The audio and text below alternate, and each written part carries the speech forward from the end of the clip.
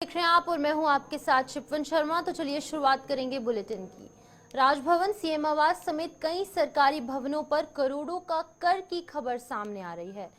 खबर है कि गढ़ी कैंट छावनी बोर्ड द्वारा बार बार नोटिस देने के बाद भी कर जमा नहीं किया गया। इसके अलावा गढ़ी कैंट छावनी बोर्ड को कई सरकारी भवनों में भी बकाया भवन कर नहीं मिल पा रहा है। इनमें राजभवन से लेकर मुख्यमंत्री आवास तक शामिल है। बोर्ड ने कई बार संबंधित विभागों से पत्राचार भी किया पर कुछ नहीं हुआ। ऐसे में स्टाफ और पेंशनर्स को वेतन भत्ते तक देने में दिक्कत हो रही है। बजट के अभाव में विकास कार्य भी प्रभावित होते नजर आ रहे हैं। अब क्या कुछ पूरी खबर है उस हवाले से भी आपको बताएंगे, लेकिन ग्राफिक्स के माध्यम से पहले आपको बताएंगे किस पर कितना बकाया जो है वो देखने को मिल रहा है। राजभवन पर करीब 23 लाख रुपए का बकाया सामने आ रहा है। भवन कर के 13 लाख रुपए जो जमा है वो किए जा चुके हैं, लेकिन 23 लाख रुपए का जो कर है वो सामने आया है। राजभवन पर 10 लाख रुपए अभी भी बकाया है। मुख्यमंत्री आवास पर 85 लाख यानी कि 85 लाख से अधिक का जो कर है वो अभी भी बकाया है। रेवेन्यू का अंदाजा अपन सभी चीजों से लगा सकते हैं। बाजीपुर गेस्ट हाउस पर 20 लाख से ज्यादा का कर अभी भी बाकी है। वहीं पर प्रेमनगर में संयुक्त अस्पताल पर कई लाख रुपए का कर जो है वो अभी भी बकाया निकलकर सामने आ रहा है। और किस पर कितना बकाया है लगातार बता रहे हैं। गढ़ी कैंट में सिंचाई विभाग की पानी की चक्की पर 2 लाख रुपए का कर बकाया अभी भी बाकी देखने को मिल रहा है। वहीं पर अगर बात करेंगे कई लाख रुपए जो है अभी भी बकाया है और किस पर कितना असर है, कौन से विभाग पर कितना कर बकाया है, वो हमने आपको भी ग्राफिक्स के माध्यम से समझाने की कोशिश की। तो इस खबर पर जानकारी देने के लिए हमारे साथ धनराज गर्ग ज्वाइन कर चुके हैं, उनसे जानने की कोशिश करेंगे। धनराज बताइएगा, ये जो खबर निकलकर सामने आ रही है कि राजभवन हो, सीएम आवास हो या फिर अन्य जो बिल्डिंग्स हैं, कर बकाया काफी ज्यादा है, कितनी सच्चाई है इसमें और पूरा मामला क्या है वो समझाइएगा।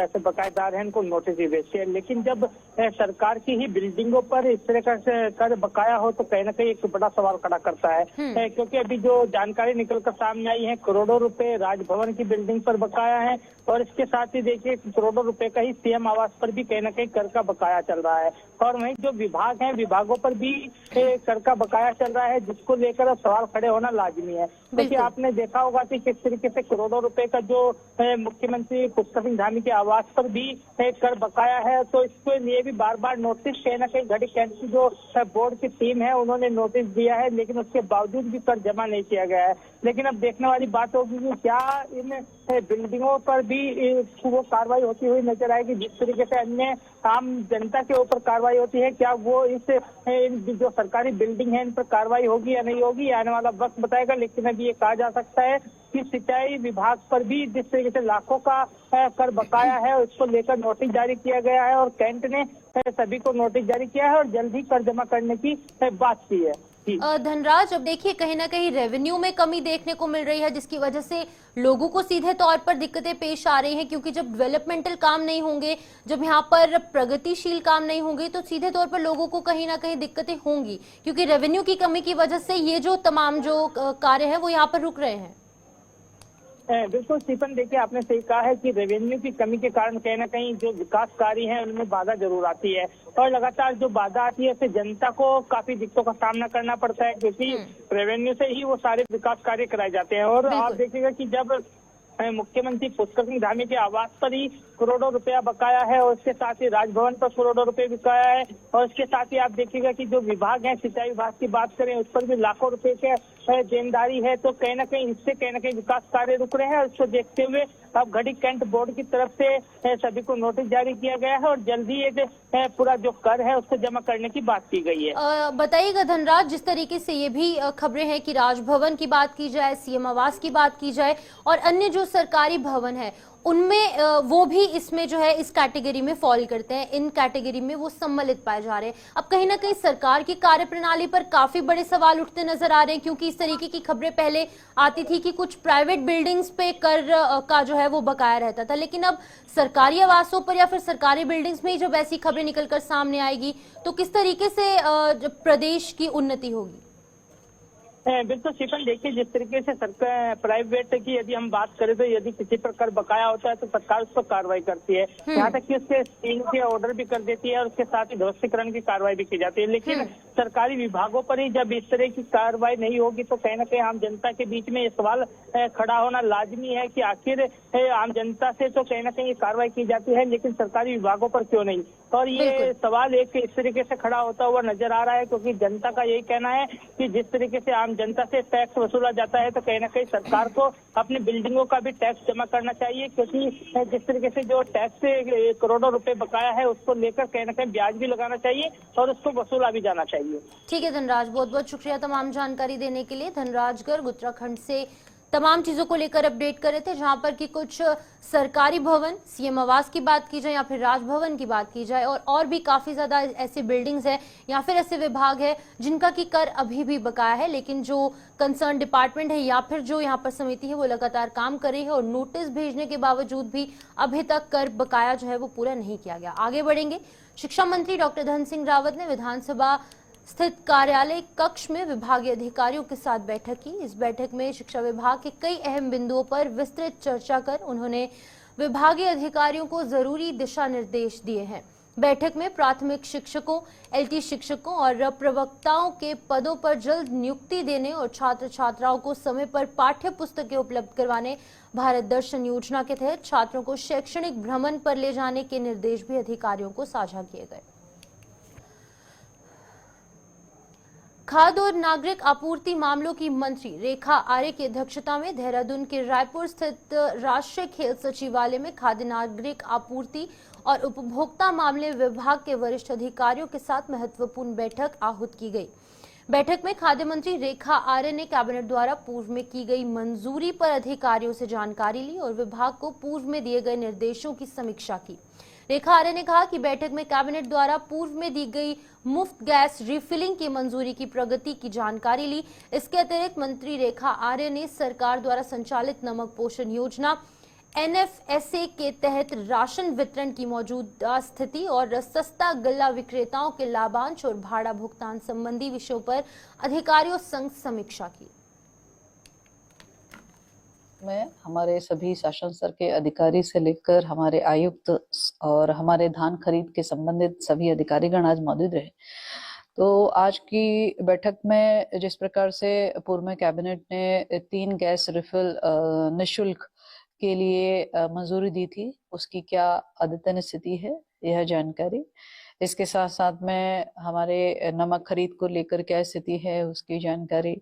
इसके साथ साथ में हमारा एनएफएसए के तहत में हमारे जो राशन धान अथवा गेहूं है उसका क्या स्थिति चल रही है इसकी जानकारी इत्यादि, प्लस हमारे जो सस्ता गल्ला विक्रेता है उनके भाड़ा से लेकर उनके भुगतान के संदर्भ में भी उसकी भी समीक्षा की गई है। तो इन सभी समीक्षाओं में निश्चित रूप से विभाग ने अभी तक में जो हमारे मुफ्त गैस रिफिल योजना है उसका शासनादेश निर्गत होने के साथ ही जल्दी से जल्दी हमारे जो इसके उपभोक्ता है उनको वो सब्सिडी उनके खातों में डीबीटी करने के निर्देश दिए हैं। इसके साथ ही हमारे जो एनएफएसए के हमारे ठेकेदार हैं जो कि डोर स्टेप डिलीवरी का काम करते हैं, जिनको कि एनएफएसए के तहत जो है धुलान भाड़ा हो या उनका 1 साल का जो भुगतान है वो जो नहीं हो पाया है, उस भुगतान को भी भारत सरकार में ना भेजते हुए भारत सरकार से जो डिमांड होनी है वो तो डिमांड हमें करनी है, लेकिन राज्य सरकार फिलहाल इसका भुगतान अपने स्तर से कर ले और जब भारत सरकार का भुगतान आएगा तो वह उस भुगतान का राज्य सरकार में निहित कर ले। तो इसके निर्देश जो है आज विभाग के अधिकारियों को दिए हैं कि समय रहते हुए उनका जो है भुगतान परिवहन कार्य का जो है वो भुगतान कर दिया जाए। और इसके अतिरिक्त जो है भविष्य में 1-2 योजनाएं जो हम लोग पूर्व में चाहे वो महिला आरक्षण लाने की बात कही थी सस्ता गल्ला विक्रेता के रूप में, चाहे जितने भी हमारे रिक्त सस्ता गल्ला विक्रेता के हमारे दुकान है वहां पर नियुक्ति होने के संदर्भ में उस प्रस्ताव को भी शीघ्र तेजी से बढ़ाने के निर्देश दिए हैं। तो आज की बैठक में खाद्य विभाग द्वारा लगातार ये कोशिश है कि हमारे उपभोक्ता हैं उनको हर तरह से जो उनके मौलिक खाद्यान्न के अधिकार है वो सुनिश्चित के चुनाव दिसंबर महीने में होने की संभावना है। इसके अनुसार शहरी विकास विभाग और राज्य निर्वाचन आयोग ने अपनी तैयारी तेज की है। राज्य के शहरी विकास मंत्री डॉक्टर प्रेमचंद अग्रवाल ने बताया कि ओबीसी आरक्षण संबंधित अध्यादेश को राजभवन से जल्द मंजूरी मिलने की संभावना है। राजभवन से मंजूरी मिलने के बाद सरकार निकाय चुनाव के कार्यक्रम को जारी करेगी। वहीं पर शहरी विकास मंत्री के जल्द निकाय चुनाव करवाने के दावे को कांग्रेस ने हवाई बताया। कांग्रेस प्रदेश अध्यक्ष करण म्हारा ने कहा है कि सरकार के दावे पर हमें भरोसा नहीं है। पिछले 1 साल से सरकार निकाय चुनाव करवाने का दावा कर रही है, लेकिन अभी तक सरकार ऐसा नहीं कर पाई। आपको बता दें कि प्रदेश के 100 नगर निकायों का 5 वर्ष का कार्यकाल पिछले साल 2 दिसंबर 2023 को खत्म होने के बाद इन्हें प्रशासकों के हवाले कर दिया गया था। अभी हमारा आरक्षण का जो होना है उस पर हमारा अभी मंथन चल रहा है और माननीय राज्यपाल जी के पास जो हमारी ओबीसी आरक्षण को लेकर फाइल गई है वो भी अभी वहाँ लंबित है। जैसे ये सब होगा उसके बाद चुनाव कराएंगे। पिछले 1 साल से तो जल्दी हो नहीं रही, अब कौन सी वाली जल्दी करने वाले हैं मुझे पता नहीं। और सरकार के किसी भी वक्तव्य पे कोई भरोसा नहीं है। लगातार जिस तरीके से टाला जा रहा है, आरक्षण की बात क्लियर नहीं की जा रही और चीजें नहीं है, तो इसलिए अभी कुछ उत्तराखंड पुलिस खुद को जितना स्मार्ट बनाने में जुटी है, उसके सामने चुनौतियां भी उतनी ही मुंह बाएं खड़ी हैं। उत्तराखंड पुलिस के नए डीजीपी दीपम सेठ की अगर माने तो फोर्स में कुछ बदलाव जरूर किए गए, लेकिन परिस्थितियों के अनुरूप पुलिस का बेहतर रिजल्ट सामने आया है। डीजीपी दीपम सेठ ने कहा है कि भविष्य की चुनौतियों के भी पुलिस खुद को इन चुनौतियों को लेकर तैयार कर रही है। आपको बता दें कि वर्तमान में पुलिस के सामने सबसे बड़ी चुनौती बढ़ता साइबर अपराध है, जिससे कि जनता को दूर रखना है। देखिए, ये पहले दिन तो इस पे मैं नहीं कहूँगा। ये तो बदलाव की जहाँ आवश्यकता जब जब महसूस होती है तो वो होता है। कई चीज़ें जो अच्छी चलती हैं वो वैसे ही रखती हैं। और police force by itself dynamic है। जो चैलेंजेस हैं, जो आज जिस तरह से आप डील कर रहे हैं, कल कोई नई परिस्थिति हम लोग के सामने आती है तो उस तरह से आप अपने आप को अडेप्ट करते हैं। तो इस तरह के लिए हम लोग ट्रेंड है और इस तरह की हमारी थिंकिंग है कि जो समय समय पे जो चुनौतियां आए उसके हिसाब से। उत्तराखंड में होने वाले नगर निकाय चुनाव के लिए राज्य निर्वाचन आयोग ने सभी तैयारियां पूरी कर ली हैं। राज्य निर्वाचन आयोग के सचिव राहुल कुमार गोयल ने देहरादून के रिंग रोड स्थित कार्यालय में कहा है कि निकाय चुनाव के राज्य निर्वाचन आयोग इसके लिए तैयार है। आयोग ने सभी तैयारियां पूरी कर ली हैं। 102 नगर निकायों में मतदान की प्रक्रिया होनी है, इसके लिए मतदाता सूची भी तैयार है। उत्तराखंड शासन से जैसे ही आरक्षण की प्रक्रिया पूरी होगी, राज्य निर्वाचन आयोग आगे की कार्रवाई शुरू करेगा। देखिए, राज्य निर्वाचन आयोग की संपूर्ण तैयारियां हो चुकी हैं। 102 निकाय जो हैं उन सभी की वोटर लिस्ट हमारी अद्यतन है, बिल्कुल तैयार है। शासन स्तर से जैसे ही हम लोगों को आरक्षण विभिन्न पदों का। केदारनाथ की नवनिर्वाचित विधायक आशा नौटियाल ने देहरादून में मुख्यमंत्री पुष्कर सिंह धामी और विधानसभा अध्यक्ष रितु खंडूड़ी से मुलाकात की। इस दौरान दोनों नेताओं ने उन्हें जीत पर बधाई देते हुए उज्जवल भविष्य की कामना की। बता दें कि उपचुनाव में जीत के बाद विधायक आशा नौटियाल पहली बार देहरादून पहुंची। इस दौरान पहले उन्होंने मुख्यमंत्री आवास में सीएम धामी से भेंट की। मुख्यमंत्री ने कहा कि मुझे विश्वास है कि प्रधानमंत्री नरेंद्र मोदी के मार्गदर्शन में केदारनाथ विधानसभा क्षेत्र में डबल इंजन की सरकार द्वारा किए जा रहे विकास कार्यों को अब और नई गति मिलेगी। इसके बाद आशा नौटियाल विधानसभा अध्यक्ष रितु खंडूड़ी के आवास पर पहुंची। खंडूड़ी ने विधायक आशा नौटियाल को उनके नेतृत्व में और समर्पण के प्रति विश्वास जताते हुए कहा कि उन्हें पूरा यकीन है कि वो अपने कार्यकाल में केदारनाथ विधानसभा क्षेत्र के समग्र विकास के लिए कड़ी मेहनत करेंगी। केदारनाथ विधानसभा उपचुनाव जीतने के बाद केदारनाथ की नवनिर्वाचित विधायक आशा नौटियाल जन जन तक सरकार की योजनाओं को पहुंचाने का प्रयास कर रही हैं। आशा नौटियाल ने कहा है कि वो जनता का आभार व्यक्त करती हैं। इसके साथ ही वो अब जन जन तक सड़क, बिजली, पानी और शिक्षा की सुविधा को पहुंचाने की कवायद में जुट गई हैं। इसके अलावा सरकार की योजनाओं से क्षेत्र की जनता को लाभान्वित करना भी उनका काम है। देखिए, मैं तो हमेशा जनता के बीच रहती हूँ और प्राथमिकताएं हमारी जहाँ सड़क नहीं है, पानी नहीं है, बिजली नहीं है, कुछ हमारी बड़ी योजनाएं हैं जो शिक्षा, स्वास्थ्य और चिकित्सा की हैं, उनको सभी चीजों को वहाँ पे प्राथमिकता के साथ मेरी प्राथमिकता रहेंगी कि वो सारी सुविधाएं वहाँ केदारनाथ विधानसभा में हो, और भी मतलब शिक्षा के क्षेत्र में भी कुछ बड़े काम वहाँ पर हो। प्रदेश में होने जा रहे निकाय चुनाव और अन्य चुनाव को लेकर कांग्रेस ने कमर कस ली है। कांग्रेस प्रदेश अध्यक्ष करण महारा के नेतृत्व में उत्तराखंड कांग्रेस सोशल मीडिया विभाग ने नई वेबसाइट और डिजिटल सदस्यता अभियान की शुरुआत की है। इसका शुभारंभ किया है, जिसके जरिए 3 महीने के अंदर हर 1 लाख लोगों को जोड़ने का लक्ष्य रखा गया है।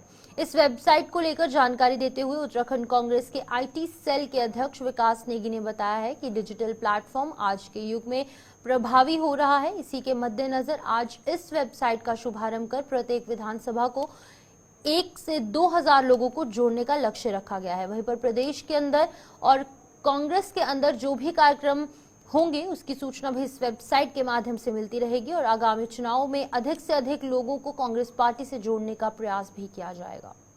मैंने भले ही 22 लाख मेंबर्स का कहा है, लेकिन आपको सत्यता पता है कि वो तो पुराने ही लोगों को बार बार मेंबर बनाने में लगी हुई है।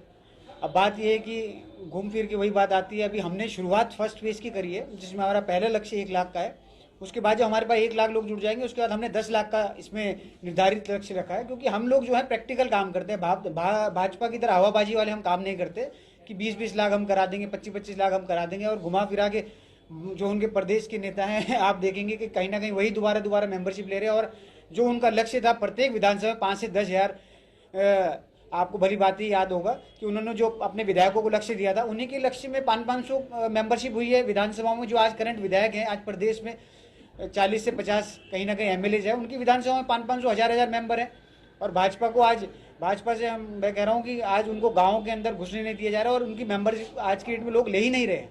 अब चाहे वो फेक वादे करते रहे 20 लाख। अस्पताल में आयुष्मान योजना में आ रही अड़चनें जल्द दूर होंगी। दरअसल राज्य स्वास्थ्य एजेंसी यानी कि एसएचए की जो टीम है वो दून अस्पताल पहुंची थी। टीम के सदस्यों ने अस्पताल प्रबंधन के साथ बैठक कर आयुष्मान को लेकर उत्पन्न हो रही सभी समस्याओं के निस्तारण के लिए वार्ता की।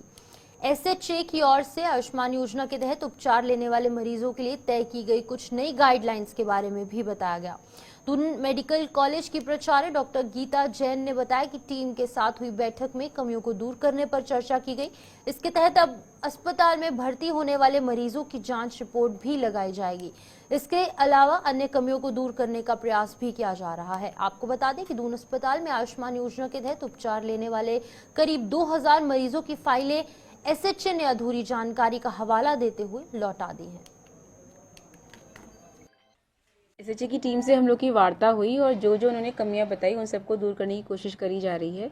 तो अब इसके लिए हम लोगों ने ये कर दिया है कि जो पेशेंट जैसे आएगा तो उसकी जो हम एडमिट उसे करेंगे, उसके बाद उसकी जो जांच होएगी उसकी रिपोर्ट भी पेशेंट की लगेगी और फिर हम उसे जो ट्रीटमेंट प्लान है वो सब लिखा जाएगा। जिसे एक जो प्रॉब्लम हम लोग के साथ ये आ रही थी कि पेशेंट जो है CT MRI हमारे यहाँ करा लेता है, उसके बाद फिर वापस नहीं आता हमें रिपोर्ट दिखाने के लिए, और ऑपरेशन भी कई बार वो कहीं और जाके या इलाज किसी और अस्पताल में करा लेता है। तो उसके लिए भी उन बातों पे भी विचार हो रहा है कि इन खामियों को हम कैसे दूर कर सकते हैं कि पेशेंट हमारे पास रिपोर्ट लेके आए। तो इन सब के बारे में चर्चा हुई और उम्मीद करते जो जो खामियां पाई गई उन सबको हम। देहरादून नगर निगम ने सड़कों को गड्ढा मुक्त करने के लिए यहां पर वर्क ऑर्डर जारी कर दी है, जिसके लिए 100 वार्डों को 10 जोन में बांटा गया है। इन 100 वार्डों में 1 महीने के भीतर संबंधित ठेकेदारों को कार्य पूर्ण करने के निर्देश दिए गए, जिसकी जानकारी देते हुए अपर नगर आयुक्त वीर सिंह बुदियाल ने कहा है कि देहरादून स्थित नगर निगम क्षेत्र में सड़कों के अंदर जितने भी गड्ढे हैं उन सभी सड़कों को गड्ढा मुक्त करने के लिए टेंडर किए गए हैं, जिसमें कि अब वर्क ऑर्डर भी जारी कर दिए गए ताकि जल्द से जल्द आम जनता को अच्छी सड़कों का लाभ मिल सके। जो हमारे नगर निगम क्षेत्र में जितने भी गड्ढे हुए हैं उसको गड्ढा मुक्त करने के लिए हमारा टेंडर हुआ था, वो टेंडर हमारा हो चुका है। अब उसका वर्क ऑर्डर जारी होना, लगभग 1 करोड़ की धनराशि है उसमें प्रयोग होंगे। जैसे वर्क ऑर्डर जारी हो जाए तो फिर काम भी स्टार्ट हो जाएगा। उत्तराखंड राज्य परिवहन निगम ने परिवहन निगम प्रबंधन द्वारा अधिकृत किए हुए ढाबे और रेस्टोरेंट पर बसें रोकने के आदेश जारी किए हैं। अगर ड्राइवर कंडक्टर ने मनमर्जी से बसें रोकी तो उनके खिलाफ कार्रवाई की जाएगी। उत्तराखंड राज्य परिवहन निगम के महाप्रबंधक संचालन पवन मेहरा ने सभी सहायक महाप्रबंधकों को कड़ा पत्र जारी किया है, जिसमें कहा गया है कि देहरादून दिल्ली, देहरादून नैनीताल, टनकपुर देहरादून, देहरादून हरिद्वार, अंबाला, चंडीगढ़, देहरादून दिल्ली, नैनीताल, टनकपुर दिल्ली मार्गों पर परिवहन निगम प्रबंधन ने ढाबे और रेस्टोरेंट्स को अधिकृत किए हुए हैं, लेकिन संज्ञान में आया है कि कई ड्राइवर कंडक्टर बसों का ठहराव अवैध ढाबों या रेस्टोरेंट पर कर रहे हैं, जिससे कि यात्रियों से खाने के मनमाने दाम वसूले जा रहे हैं। इससे निगम की छवि धूमिल हो रही है। स्पष्ट किया गया है कि अग्रिम आदेशों या फिर नए ढाबे अधिकृत करने तक पूर्व के अधिकृत ढाबों पर ही रोडवेज बसों का ठहराव सुनिश्चित किया जाए, अन्यथा कार्रवाई होगी। मुख्यमंत्री देवभूमि अभियान के अंतर्गत एसएसपी के निर्देश पर लक्सर पुलिस द्वारा अभियान चलाया गया। इस अभियान के अंतर्गत लक्सर पुलिस ने अलग अलग जगहों पर छापेमारी की। इस दौरान पुलिस ने 2 स्मैक तस्करों को गिरफ्तार किया। गिरफ्तार किए गए स्मैक तस्करों के कब्जे से 13.90 ग्राम अवैध स्मैक सहित इलेक्ट्रॉनिक तराजू भी बरामद किया गया। स्मैक तस्करों की पहचान सुधीर और मेहताब निवासी मंगलौर कोतवाली क्षेत्र के रूप में की गई है। पुलिस ने आरोपियों के खिलाफ एनडीपीएस एक्ट के तहत मुकदमा दर्ज किया है। मलकपुर चुंगी स्थित चर्च कंपाउंड में एक निशुल्क आई कैंप का आयोजन किया गया। ये कैंप जो है वो इंद्रेश हॉस्पिटल देहरादून के सौजन्य से लगाया गया, जिसमें कि सैकड़ों लोगों ने अपनी आंखों का चेकअप करवाया। लोगों ने इस शिविर के लिए इंद्रेश हॉस्पिटल का आभार भी व्यक्त किया। जो निःशुल्क नेत्र जांच और हमारे जनरल फिजिशियन आए हुए हैं, हमारे सचिन गुप्ता भाई जी के माध्यम से कैंप लगाया गया है और उनके माध्यम से प्रत्येक महीने में 3 से 4 कैंप लगाए जा रहे हैं, जिससे कि जो क्षेत्रीय जनता है उन्हें लाभ मिल सके। और मेरा कहने का मतलब ये है कि जो व्यक्ति हमारी जो क्षेत्र की जनता का इन छोटी छोटी चीज़ों का ख्याल रखता है और वह व्यक्ति अगर जीवन में आगे बढ़ता है तो जाहिर सी बात है कि वह अपने क्षेत्रवासियों के लिए कितना अच्छा काम कर सकेगा। तो उनके माध्यम से इंद्रेश अस्पताल के सौजन्य से अब तक लगभग 7 से 8 शिविर रुड़की में लगाए जाते हैं। उत्तरकाशी बाजार क्षेत्र में लगातार गैस की घटतौली और अनियमित आपूर्ति के संबंध में प्राप्त शिकायत के आधार पर जिला आपूर्ति अधिकारी ने उत्तरकाशी बाजार, ज्ञानसू, मनेरा आदि क्षेत्रों में गैस वितरण करने वाले वाहनों का औचक निरीक्षण किया। निरीक्षण के दौरान 3 गैस वितरण करने वाले वाहनों को भी पकड़ा गया, जिसमें कि Vishwanath gas agency Uttarkashi, Uttarkashi gas service Gyansu और एक अन्य लोडर जिसमें कि गैस सिलेंडर लगे थे। विश्वनाथ गैस सर्विस उत्तरकाशी के वाहन के निरीक्षण पर उसमें लदे सिलेंडरों का तौल किया गया, जिसमें पाया गया कि अधिकतर सिलेंडरों में 400 से 600 ग्राम कम गैस पाई गई। डिलीवरी मैन के पास वर्दी नहीं थी। डिलीवरी मैन द्वारा अभी तक एक भी उपभोक्ता को सिलेंडर की आपूर्ति नहीं की गई थी। उत्तरकाशी गैस सर्विस के वाहन के निरीक्षण के बाद पाया गया कि वाहन चालक और डिलीवरी मैन के पास आईईडी जो वर्दी है और साथ ही साथ जो तौल है वो नहीं काटा गया। वाहन को सीज करने के बाट माप निरीक्षण के सुपुर्द किया गया और वाहन में लदे सभी सिलेंडरों की तौल करते हुए मानक से कम पाए जाने पर नियमानुसार आवश्यक कार्रवाई करने के निर्देश दिए गए। व्यवस्था को सुधारू करने के दृष्टिगत पाई गई अवस्थाओं को देखते हुए जिला आपूर्ति अधिकारी संतोष कुमार भट्ट द्वारा बताया गया कि IOC agency Uttarkashi gas service और HP gas agency Vishwanath gas service को नोटिस जारी किए गए हैं और उनका जवाब तलब किया गया है। साथ ही 10,000 रुपए का जुर्माना भी उन्हें लगाया गया है। हमें मिली थी कि जो घटतौली बाजार में कम वेट के सिलेंडर मिल रहे हैं और बिना तोले हुए सिलेंडर वितरित किए जा रहे हैं, तो इस संबंध में कल हमने मुख्यालय की टीम में मैं खुद के नेतृत्व में लेके गया था और हमने कुछ डिलीवरी वैन्स को चेक किया था। उसमें विश्वनाथ गैस एजेंसी का और उत्तरकाशी गैस सर्विस दोनों ही एजेंसियों के डिलीवरी वैन हमने पकड़े हैं। तो उत्तरकाशी गैस सर्विस के डिलीवरी वैन जो था उसमें डिलीवरी मैन के पास वर्दी भी नहीं थी, आईडी भी नहीं थी और तोल काटा भी नहीं था। उस गाड़ी को हमने सीज किया और उस गाड़ी को सीज करके बाट माप निरीक्षक से उसकी पूरी जांच करवाई गई। तो उस गाड़ी में 15 सिलेंडर निर्धारित मानक से कम मिले हैं, जिसमें गैस कम थी, तो उन पे 10,000 रुपये का फाइन लगाया गया। दूसरी विश्वनाथ गैस सर्विस की गाड़ी जो वितरण के लिए जा रही थी, उसे रास्ते में रोक के उसे भी चेक किया गया। उसमें भी लगभग 70 सिलेंडर लदे हुए थे। उनमें भी जो गैस हमने तोली तो उसमें 400 से 600 ग्राम कम गैस मिली है। तो उस पूरी गाड़ी को हमने गोदाम को वापस रिटर्न करवा दिया और साथ ही उनके ओनर और प्रबंधक को निर्देशित भी किया कि गोदाम में और इस तरीके के जो भी अधोमानक सिलेंडर हैं वो सारे के सारे बॉटलिंग प्लांट को वापस किए जाए। अधोमानक जो सिलेंडर है वो किसी भी दशा में उपभोक्ताओं को वितरित नहीं किए जाएंगे।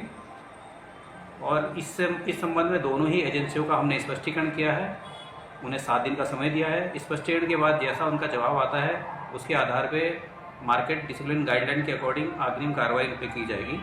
और अपने गैस गोदाम प्रभारियों को भी निर्देशित किया है कि वो भी अपने क्षेत्रों में इस तरीके की जो शिकायतें हैं उन पर प्रभावी कार्रवाई करते हुए डिलीवरी वैन्स वगैरह को नियमित रूप से चेक करें।